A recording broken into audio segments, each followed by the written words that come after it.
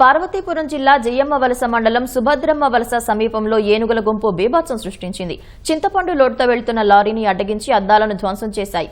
ఒక్కసారిగా ఏనుగులు దాడి చేయడంతో లారీ డ్రైవర్, క్లీనర్ భయంతో పరుగులు పెట్టారు. తరచూ ఏనుగులు రోడ్లపై తిష్టవేస్తున్నాయని ప్రయాణికులు చెబుతున్నారు. అధికారులు తగిన చర్యలు తీసుకోవాలని కోరుతున్నారు.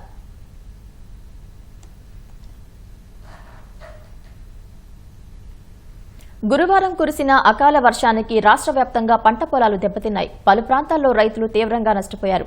భారీ వర్షాల ధాటికి ఆస్తి, ప్రాణ నష్టం జరిగింది. ఉమ్మడి కర్నూలు జిల్లాలో గాలివాన బీభత్సం సృష్టించింది. చిప్పగిరి మండలం సంగాలలో పిడుగుపడి 6 గొర్రెలు చనిపోయాయి. బలమైన ఈదురుగాలులకు డోన్ మండలంలో మామిడి పంట దెబ్బతింది. ఆదోనిలో విద్యుత్ మరమ్మతులు చేస్తూ విద్యుత్ ఘాతంతో ఈరన్న అనే కాంట్రాక్టు కార్మికుడు చనిపోయాడు. నంద్యాల జిల్లా బండి ఆత్మకూరు, గడివేముల, కొత్తపల్లిలో వరి పంట నీట మురిగింది. మహానంది మండలం కృష్ణనందిలో అరటి తోటలు నేలవాలాయి. అల్లినగరంలో పొలాల్లో ఆరబోసిన పసుపు కొమ్ములు వర్షపు నీటిలో తడిసిపోయాయి.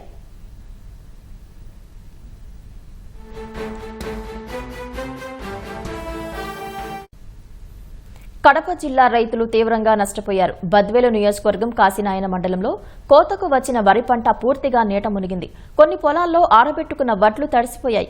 తడిసిన వడ్లను సురక్షిత ప్రాంతాలకు తరలించేందుకు రాత్రివేళ రైతులు నానాయాతన పడ్డారు.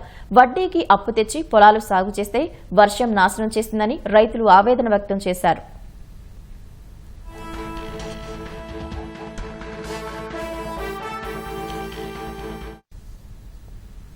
వరి వర్షానికి తడవటంతో ఎన్టీఆర్ జిల్లా రైతులు అవస్థపడుతున్నారు. మైలవరం మార్కెట్ యార్డులో తడిసిన పంట కొనుగోలు చేయడం లేదని రైతులు చెబుతున్నారు.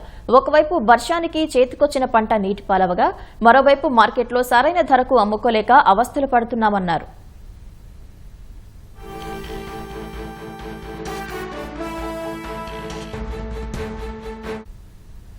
విజయవాడ నగర శివారు గ్రామాలకు చెందిన రైతులు ఆందోళన చేపట్టారు. 1వ తేదీన కొనుగోలు కేంద్రాలు ఏర్పాటు చేస్తామన్న వ్యవసాయ శాఖ అధికారుల సమాచారం మేరకు పొలాల్లో వరి ఆరబెట్టుకున్నామన్నారు. తీరా కోతలు కోసి పంట ఆరబెట్టుకుంటుంటే వర్షం దెబ్బతీసిందన్నారు. ప్రభుత్వ నిబంధనలు పక్కన పెట్టి అధికారులు ఆదుకోవాలని రైతులు కోరుతున్నారు.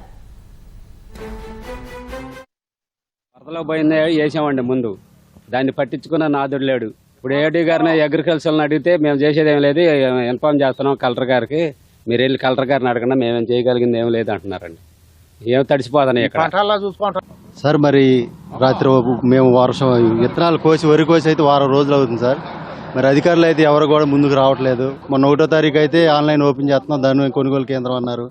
మరి ఇంతవరకు మమ్మల్ని ఎవరు పట్టించుకున్న వాళ్ళు లేరు. రాత్రి బాగా వర్షం వచ్చి ధాన్యం అంతా తడిసిపోయింది. కొంతమంది పట్టాలు కప్పారు, కప్పలేని వాళ్ళు కూడా తడిసిపోయి ఉంది. మరి ఆ ధాన్యం సంగతి ఏంటండి? మరి మాకు ఏదో ఒకటి మీరే న్యాయం చేయాలి. మిల్లర్ వాళ్ళు కూడా ఎవరు ముందుకు రావట్లా, లారీలు లేరు లోడ్ చేయడానికి. ఇంకా 2 రోజులు వర్షం ఉంది అంటున్నారు. మరి ఈ ధాన్యం మేము ఏం చేయాలి? రోడ్ల మీద అందరం రైతులు అందరం కానీ రోడ్ల మీద ఉన్నాం. 1వ తారీఖున తెలుస్తామన్నారు రైతు భరోసా కేంద్రాలు అని. మేము కోసాము, పొలాలు మొత్తము కోసి రోడ్ల మీద పోసాము. ఇంతవరకు కొనను కూడా కొనట్లేదు, రేపు మాపు అంటున్నారు.